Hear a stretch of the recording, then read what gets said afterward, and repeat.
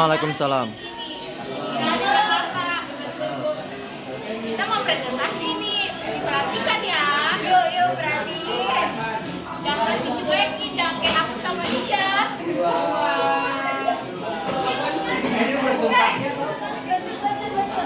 Oke, sekarang pada hari ini kita akan membahas tentang 3 keanekaragaman pada budaya Betawi. Yang pertama itu ada kuliner tentang gado-gado. Yang kedua ada alat musik Betawi yang namanya tehian. Yang terakhir ada scrapbook yang isinya tentang keanekaragaman budaya yaitu rumah adat Betawi. Gado-gado apa itu? Gado-gado merupakan sebuah hidangan yang mencerminkan salah satu keanekaragaman budaya Indonesia, yaitu makanan tradisional. Hidangan gado-gado ini berasal dari suku Betawi, kelompok etnis Jakarta. Gado-gado Betawi memiliki ciri khas tersendiri dalam bahan asli. Sausnya yang berupa sayur-sayuran yang direbus dan dicampur jadi satu dengan bumbu kacang disertai irisan telur dan penambahan lainnya. Komponen isi gado-gado. Isi pada gado-gado Betawi mencampur beberapa komponen yaitu sayuran segar seperti toge, kacang panjang, kangkung, dan singkong dan lain-lain. Jeroan biasanya terdiri dari hati, paru-paru, dan usus yang dipotong kecil-kecil. Telur rebus. Telur yang direbus dan biasanya dipotong menjadi 2 bagian sebelum disajikan. Yang selanjutnya ada tahu dan tempe. Tahu dan tempe yang biasanya dipotong menjadi kecil-kecil. Lontong dan ketupat. Lontong atau ketupat biasanya disajikan sebagai pelengkap. Dan yang terakhir ada saus kacang. Saus kacang khas gado-gado Betawi terbuat dari kacang tanah dicampur dengan bumbu seperti manis atau nasi udang dan rempah lainnya. Nah, selanjutnya ada nilai kebudayaan pada gado-gado. Asal-usul gado-gado Betawi ini terkait dengan era kolonial di Jakarta.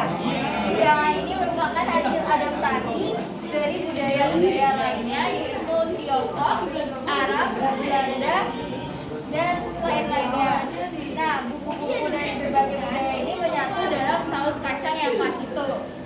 Nah, gado-gado Betawi menggambarkan harmoni budaya yang tumpang tindih di Jakarta. Ini mewakilkan keragaman masyarakat dan simbol toleransi dalam multikultural.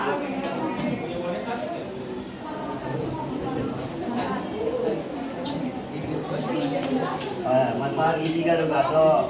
Selain enak di mulut, gado-gado memiliki beberapa manfaat yang positif bagi kesehatan. Beberapa manfaat gado-gado. 1. Kaya akan nutrisi. Gado-gado kaya akan berbagai macam sayuran segar. 2. Protein nabati. Kombinasi tahu tempe dan kacang dalam gado-gado menyediakan protein nabati. 3. Vitamin dan mineral. Gado-gado mengandung berbagai vitamin dan mineral. 4. Saus kacang sehat. Saus kacang yang digunakan dapat memberikan asupan lemak yang sehat.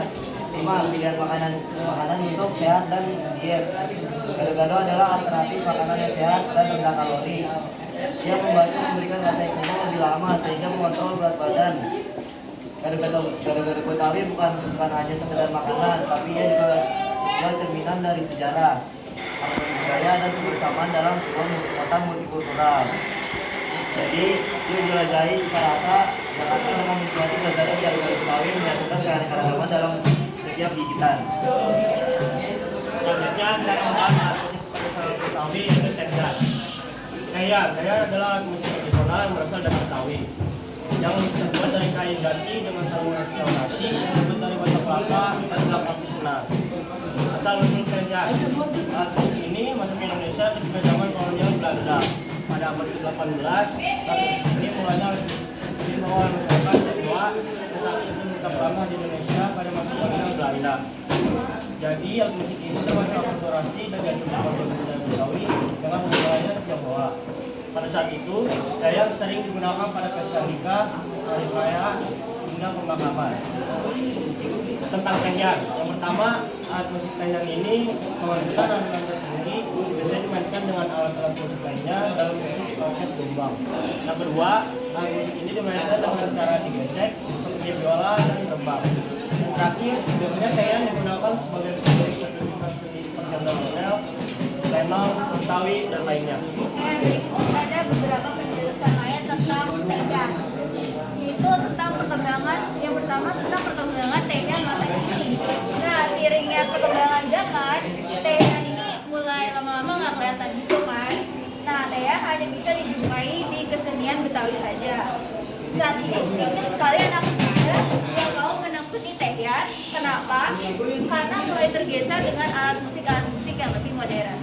Selanjutnya ada fakta unik tentang tehian.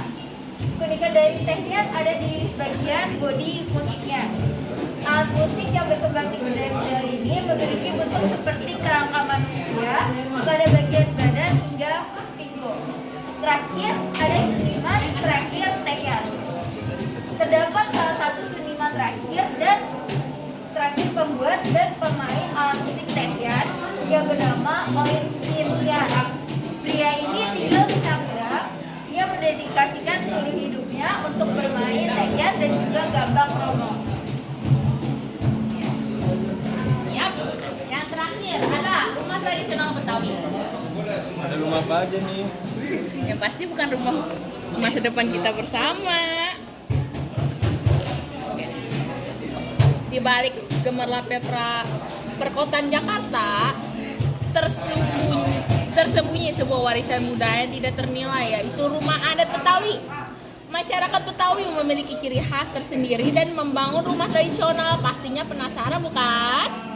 Dalam pengantar ini kita akan segera menjelajahi rumah adat Betawi. Oke. Sejarah rumah adat Betawi merajuk pada akar budaya dan perkembangan masyarakat asli Jakarta. Pada awalnya, rumah adat Betawi telah dipengaruhi oleh berbagai pengaruh budaya dari wilayah sekitar seperti Jawa, Tionghoa, Arab, dan Belanda. Secara keseluruhan, arsitektur rumah Betawi terbentuk melalui perpaduan budaya seperti adanya pengaruh arsitektur Tionghoa dalam elemen dekoratif dan Arab dalam penggunaan ruang serta masih banyak lagi. Ini contoh macam-macam rumah Betawi, ada rumah gadang, rumah kebaya, dan rumah panggung. Oke, yang selanjutnya ada rumah kebaya. Rumah kebaya adalah salah satu dari beberapa rumah adat Betawi. Rumah Betawi ini memiliki ciri khas yang unik, yaitu teras yang luas sebagai tempat untuk menjamu tamu dan bersantai keluarga. Rumah kebaya, atap tinggi dan curam, mirip dengan lengan baju kebaya. Konstruksi dibangun dari kayu dengan dinding berwarna-warni. Fungsi tempat tinggal, pertemuan keluarga, dan acara adat. Ya, yang kedua, rumah gudang. Atap berbentuk atapnya menyerupai genteng, seringkali dengan banyak tumpukan. Fungsi awalnya digunakan untuk menyimpan ahli pertanian dan barang berharga. Dindingnya terbuat dari anyaman bambu. Rumah gudang adalah salah satu rumah tradisional Betawi yang terlupakan. Bentuknya yang berbeda dengan rumah adat Betawi lainnya membuat rumah gudang jarang diketahui oleh banyak orang. Disebut rumah gudang karena bentuknya khas dan mirip dengan gudang, yakni berbentuk persegi panjang dan yang memanjang dari depan ke belakang. Oke, yang terakhir ada rumah panggung. Rumah panggung adalah rumah yang dibangun di atas permukaan tanah atau air, atau rumah sejenis ini dibangun sebagai perlindungan terhadap banjir. Salah satu manfaat dari pembangunan rumah panggung adalah terhindar dari musibah. Panggungnya berdiri di atas tiang atau panggung kayu. Dindingnya terbuat dari anyaman bambu dan daun.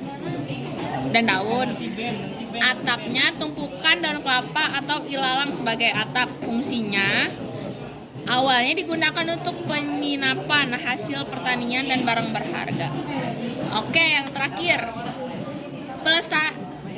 kita harus melestarikan rumah tradisional Betawi. Pelestariannya adalah 1. Pendidikan dan pengetahuan, seperti edukasi masyarakat tentang sejarah, budaya, seperti pertunjukan di sekolah. 2. Kegiatan budidaya, pengadaan acara-acara budaya seperti pertunjukan dan pameran. 3. Kolaborasi pemerintahan dan seperti bekerja dengan pemerintah tepat untuk memperoleh dukungan. Keempat, konservasi bangunan, melakukan perawatan dan renovasi rumah adat Betawi. Ngehit sambil nge-story ngehit sambil ngelestarin budaya kita, siapa bilang nggak bisa.